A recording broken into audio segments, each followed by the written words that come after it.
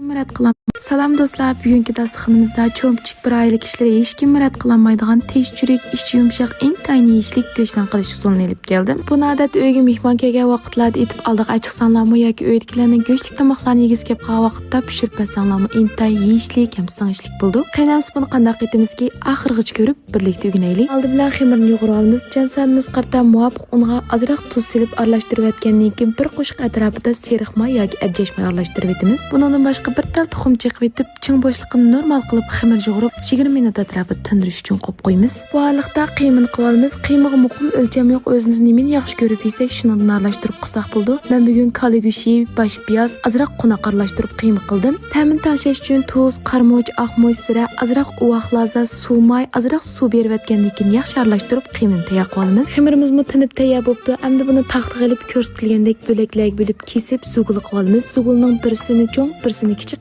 qilamiz. Cho'ng zugulda cho'ng'aroq jildi echib tegiga qo'yamiz. Kichik zugulda kichigarak jildi echib ustiga yeb olamiz.